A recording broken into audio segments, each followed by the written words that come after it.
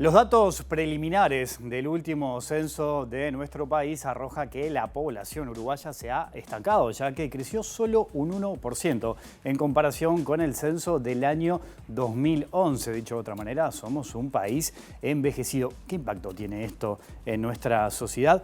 ¿Es una buena o una mala noticia decir que tenemos pocos nacimientos? Les propongo hablar de este tema. Bienvenidas, bienvenidos. Así comienza el lado B.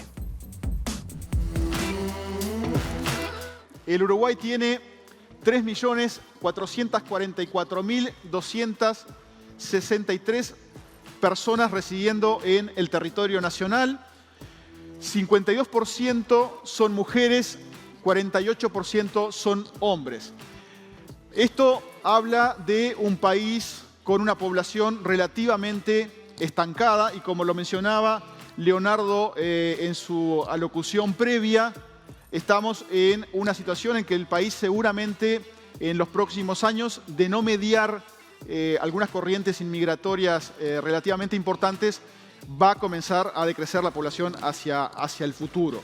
El crecimiento entre el año 2011 y el 2023 es de aproximadamente una persona cada 1000 por año, y el crecimiento entre el periodo 2011 y 2023 fue de solo 1%. La población uruguaya creció solo 1% en el periodo intercensal. La población entre 0 y 14 años, el color celeste, pasó de un 28% en el año 1963 a un 18% en el año 2023. Una caída de 10 puntos porcentuales de niños y adolescentes entre estas edades. La contracara de esto es la barra amarilla. Fíjense que las personas de 65 años y más pasaron de 8% a un 16% en Uruguay. Vamos a la siguiente. Estos creo que son datos interesantes que ilustran este mismo fenómeno. Imagínense que ordenamos a toda la población del Uruguay por edad, desde el que tiene 0 años al que tiene 100 y pico de años, ¿sí? Los ordenamos uno al lado del otro y tomamos a la persona que está justo en la mitad, ¿sí? En la mitad de esa fila. Esa persona que estaba en la mitad de la fila en el año 2004, en el censo 2004, tenía 29 años. La persona que está en la mitad de la fila en el año 2011 tenía 34 años.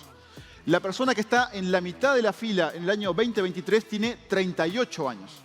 Es decir, en un periodo de 20 años pasamos de una edad mediana de 29 años a 38 años. Esto creo que es bastante impactante visualizarlo de esta forma. Y hay muchos temas para analizar esta noche aquí en Lado B, en vivo, en la pantalla de TV Ciudad. Por eso nos acompaña Wanda Cabella, que es doctora en Ciencias Sociales, integrante del programa de población de la Facultad de Ciencias Sociales de la Universidad de la República. Wanda, gracias por acompañarnos. Bienvenida a Lado B. ¿Cómo estás? ¿Qué tal? Bien, muchas gracias por la invitación. Recién lo planteaba en la introducción, hay como un reflejo, ¿no?, en gran parte de la sociedad que cuando se escucha de que hay pocos nacimientos, lo toman como una mala noticia.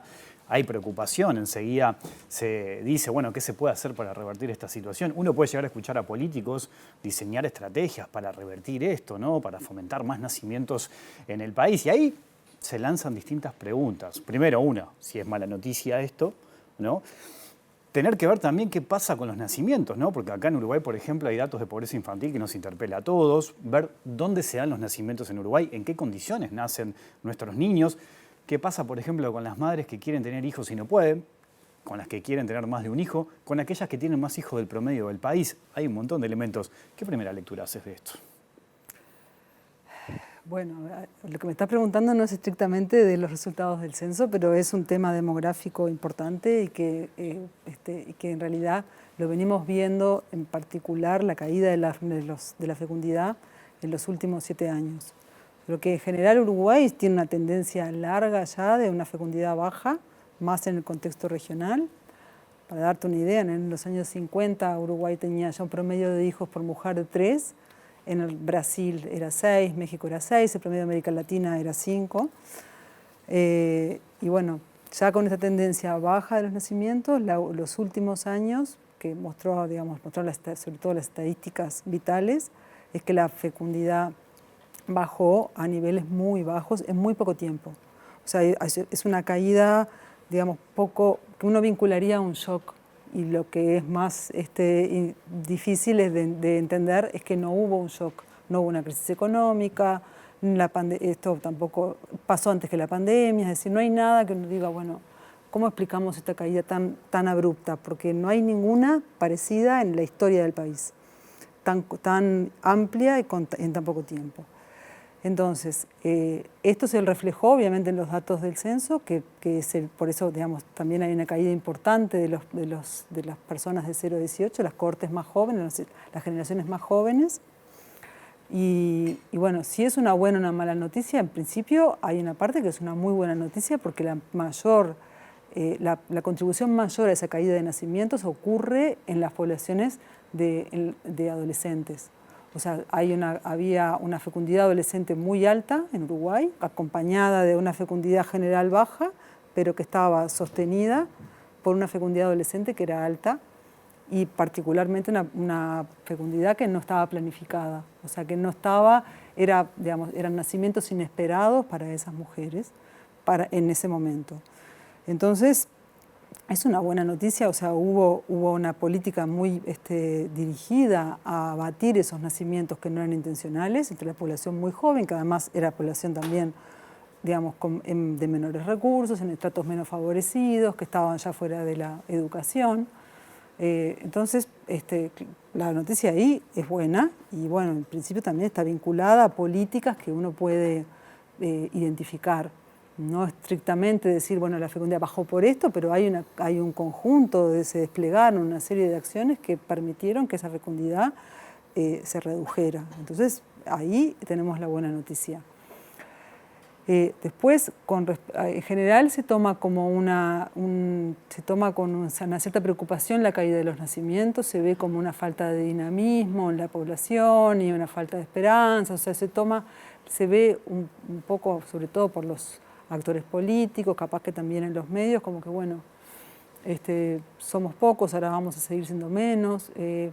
Esto también muestra que hay como falta de expectativas en el futuro, etcétera. Bueno, quizás ahí precisamos entenderlo un poco más, y empezar a pensar que sí, que van a haber menos nacimientos, que por más que estas mujeres muy jóvenes que no tuvieron sus hijos ahora, quizás en el futuro cercano sí tengan hijos, eso contribuye a mejorar, a aumentar un poco la fecundidad, pero en principio lo que tenemos que adecuarnos es a una población que crece poco, que tiene una fecundidad baja y que está envejecida. Y entonces, ¿qué es lo que cuáles son las políticas que deberían implementarse? Creo que son parte de una discusión bastante más,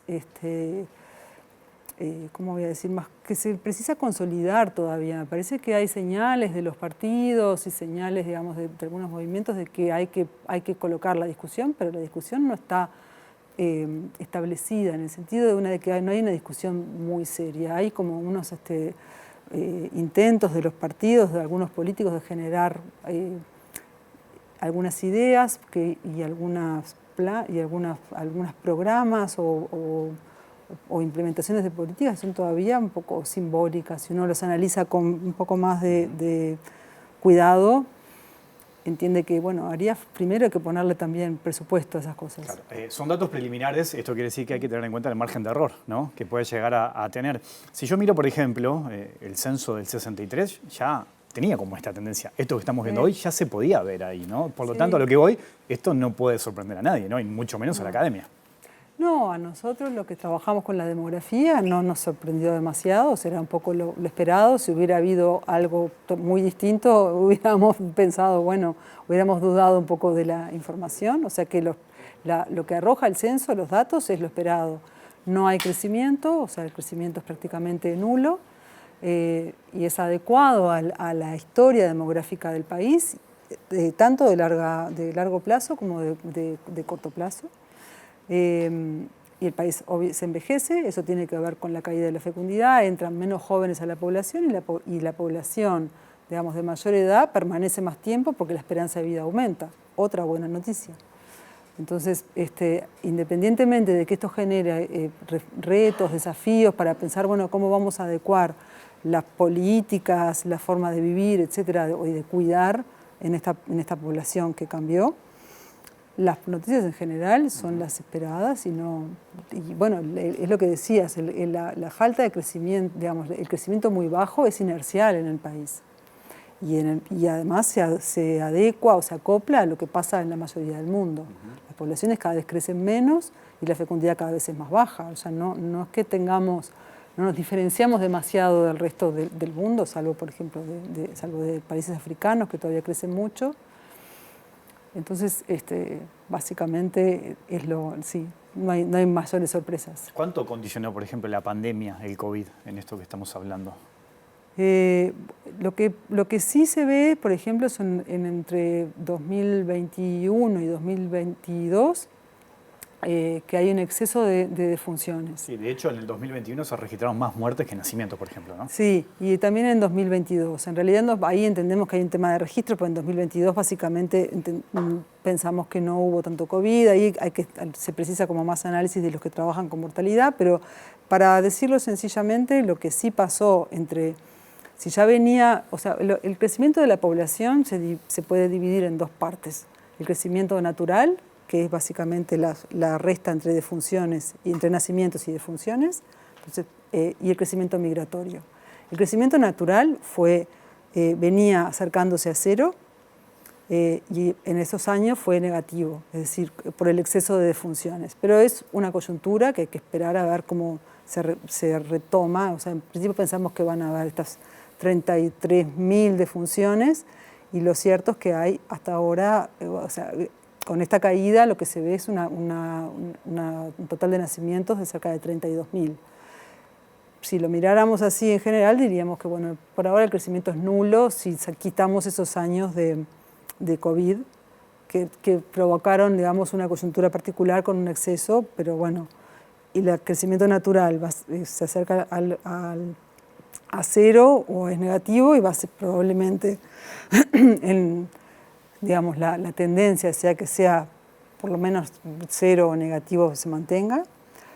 Y bueno, el crecimiento migratorio, que es la resta entre los que inmigran y los que emigran, todavía nos falta analizarlo bien, porque bueno, precisamos contar a inmigrantes, siempre es más difícil contar los que están, pero los inmigrantes contribuyeron sí a que el crecimiento total digamos, no aumentaron, o sea, a que por lo menos la tendencia al poco aporte del crecimiento natural se viera contrarrestada con el crecimiento migratorio.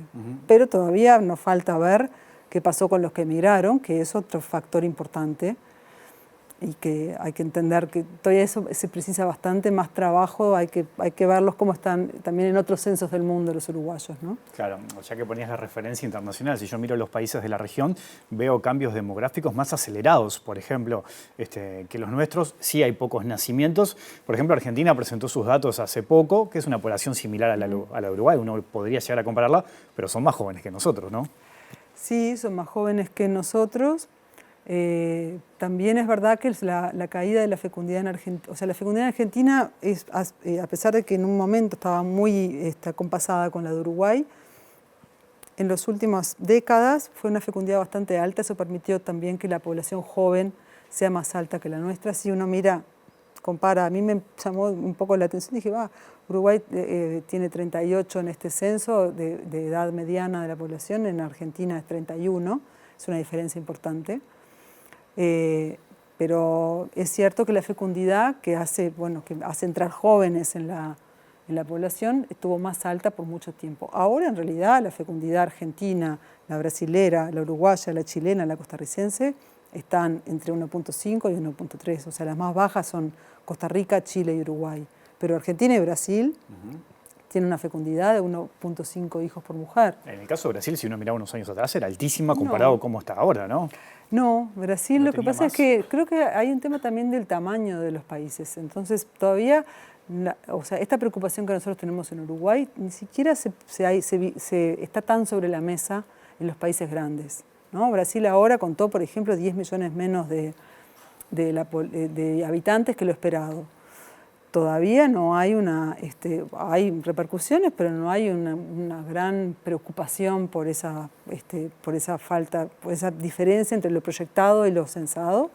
Faltaría también ver cuánto se omitió, o sea, los ajustes de los datos censales, pero Brasil ya en realidad hace más de 15 años que tiene una fecundidad que está por debajo de lo que llamamos el nivel de reemplazo, está 1.7, 1.8, incluso antes que Uruguay bajó. Entonces, lo que pasa es que tampoco no se mira demasiado los datos en la región, o se mira o se tiende a pensar que América Latina tiene fecundidades altas, que crece mucho, y eso es un poco una imagen del pasado. Ya hace mucho tiempo que la fecundidad es baja en casi toda América Latina, tiende a los 2 hijos, salvo países como Guatemala, o sea, pero que están con 3 hijos por mujer. O sea, ya esas fecundidades altísimas solo las vemos en África, de 5 o 6 hijos por mujer en algunos países africanos. Lo veíamos en el Day Disparador también, ¿no? Que aumentó la población, la edad mediana de la población, y aumentó 2 puntos también la población activa. ¿Qué lectura se hace desde la academia con eso? Más que la población activa es la población en edad de trabajar, ¿no? Y eso pasa en realidad porque como estábamos viendo, digamos, si se divide en grupos de edades, o sea, en las 2 puntas hay cambios, ¿no? Grandes, que es que aumenta la población de 65 y más años, pero se reduce la población de menos de 15, perdón. Entonces lo que sucede en el medio es que hay como un aumento pequeño también, creo que 2-3 puntos porcentuales, con lo que hace es que en realidad la población en edad de trabajar se mantenga estable, que es esa población que en principio está encargada, digamos, de generar los recursos para sostener a las personas que ya están fuera del mercado laboral o que todavía no entraron, que son los niños. Pero como hay que mirar el panorama para entender el envejecimiento, no solo hay que mirar la población que es mayor y su crecimiento, sino que hay que mirar también que las generaciones más pequeñas, las nuevas generaciones son más pequeñas. Y eso hace que la dinámica de la población se vea como envejecida, tanto porque faltan niños como porque hay porque hay menos niños y adolescentes, como porque hay más personas mayores. Otro dato que se desprende de este censo es que ha disminuido un 4% la población rural. ¿Qué impacto tiene esto? No, sí, en realidad disminuyó un punto porcentual, o sea, pasó de 5% a 4%. El impacto no lo sé, lo que sí es verdad es que en Uruguay hace muchas décadas que tiene muy poca población rural. Entonces, esto me parece que es como más también otra preocupación es que se suma un poco eso, bueno, nos vamos a extinguir, y ahora en realidad esta idea más antigua de Montevideo como la bomba de succión, ya hace años que la población rural es tan baja que es difícil de pensar en que haya impactos muy grandes. O sea, hay que entender más si la población rural trabaja en la ciudad. En realidad hay más trabajadores rurales que no residen hay trabajadores rurales que no residen en el medio rural. Eso pasa, o sea, es la decisión entre el trabajo y la residencia. No sé, ahí hay que mirar, pero la verdad es que la población rural, o sea, era ya muy poca en el censo anterior y en el anterior, y era hasta poca en comparación con América Latina en el 63, creo que era algo así como menos de un 20%. Entonces, yo no soy la especialista para darme cuenta de cuáles serían efectivamente los impactos, pero entre el censo pasado y el impacto es menor porque ya la población era chica y el decrecimiento fue también pequeño. Hay una concentración interesante, por ejemplo, en Colonia, en el sur del país también, ¿no? Eso sí, bueno, en el Montevideo, las zonas costeras, ¿no? Que ya también es esta tendencia que viene, digamos, de hace unas décadas. Montevideo pierde población, o sea, recibe población, pero en realidad pierde más de la que recibe, sobre todo porque se expande hacia San José y Canelones. O sea, eso podríamos mirarlo como crecimiento de Montevideo metropolitano, pero fuera de los límites políticos del departamento. Y bueno, y Maldonado, que tiene como una dinámica propia de crecimiento, bueno, y Canelones, Maldonado y Colonia, creo que son los únicos departamentos que crecieron. Hoy hablabas de, bueno, obviamente que los datos de un censo sirven para después poder diseñar políticas públicas que atiendan las demandas de un país. Hoy apuntabas a, no sé si llamar un diálogo general o que distintos actores, mismos desde la academia, puedan participar en eso. ¿Dónde estamos parados? ¿Cómo lo ves hoy en día, más allá de estos datos que se conocieron?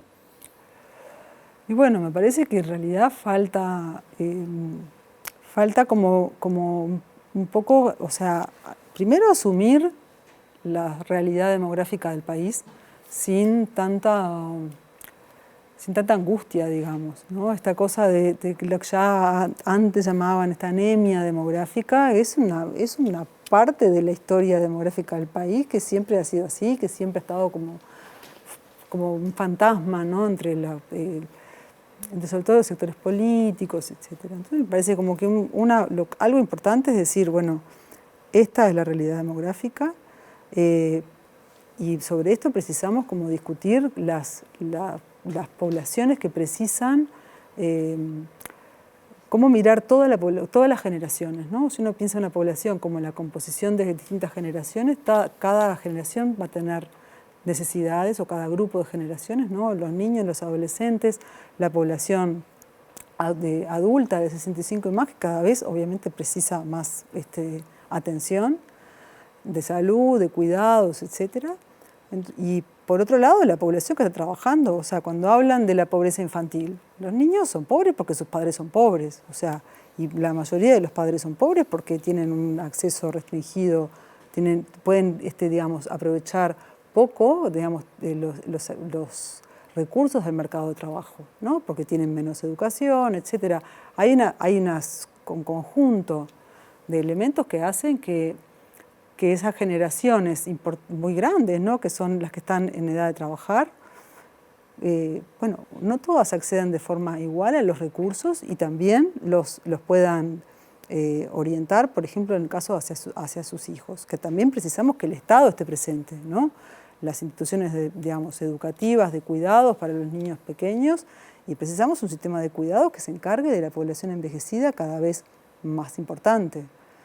Entonces se precisa que la discusión pública y política piense en articular las necesidades de las generaciones y piense en implementar políticas que, más que revertir lo que ya es un hecho, ¿no? De cómo es la población y de por qué, o sea, busque generar las políticas adecuadas para generar buenas sinergias poblacionales y sociales, ¿no?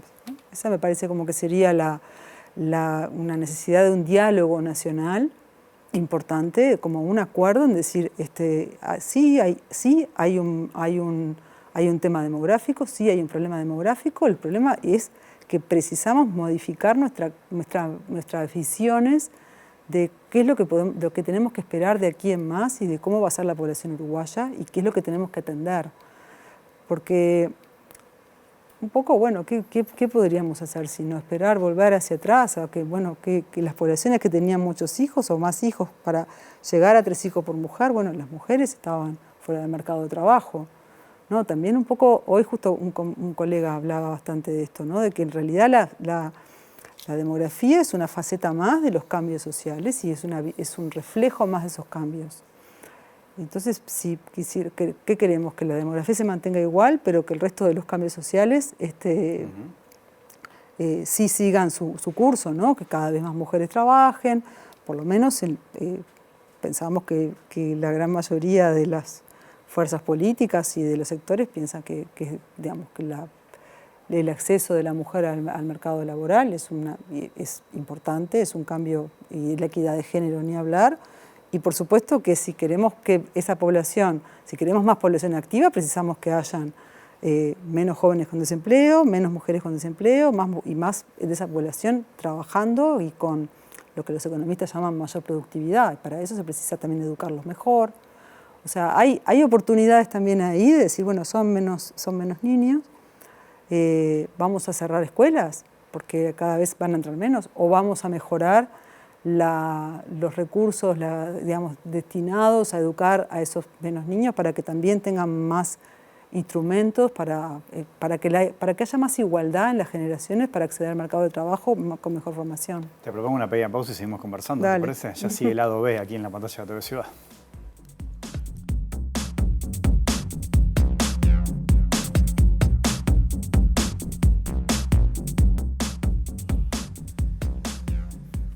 Seguimos en vivo aquí en Lado B, en la pantalla de TV Ciudad, conversando con la doctora en Ciencias Sociales, Wanda Cabella. A propósito de los datos preliminares del censo, este censo arrojó este sistema híbrido, ¿no?, de lo digital con lo presencial.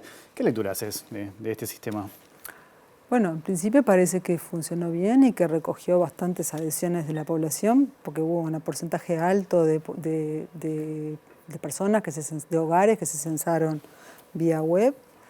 Entonces me parece, me parece que también ahí es una tendencia mundial, o sea, cada censo siempre pasa que hay algún salto tecnológico que se incorpora, que genera a veces sus ruidos o no. En el caso parece haber funcionado, por lo menos hasta ahora, lo que vimos es que por lo menos no se reportó problemas importantes de recuperación de datos, etcétera. Todo parece estar razonablemente bien. Ahora lo que tenemos que esperar es, bueno, un poco el análisis de la calidad, de cómo, si las personas que estaban sin un censista frente a frente se censaron de igual forma, peor o mejor que los que lo hicieron con un censista presencial. Eso precisa algún tiempo de evaluación para ver si hay diferencias entre la población censada vía web que vía presencial.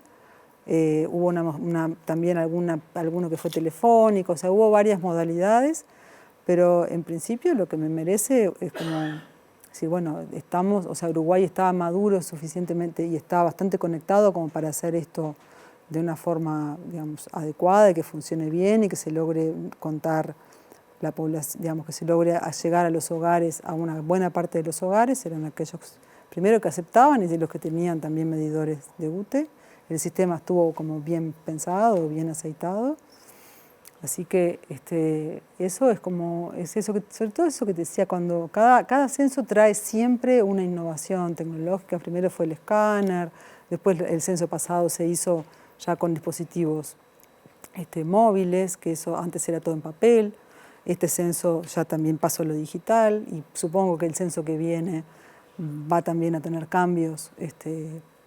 Eso como que un poco cada censo responde a los cambios tecnológicos de la época y bueno, me parece que Uruguay está bien posicionado en ese sentido. O sea, en general Uruguay tiene facilidad para realizar censos porque el territorio lo ayuda, porque la población está bastante preparada y bueno, y además había también mucha conexión que permitió que esto funcionara. Por lo menos en el conteo, también falta evaluar, pero todavía faltan bastantes evaluaciones del censo. Me quedo con eso que decías del fantasma, ¿no?, que anda dando vueltas, que asusta con eso de que somos pocos y que puede llegar a ser un problema. No es tan así, entonces, eso. Bueno, si lo fuera, hay que pensar que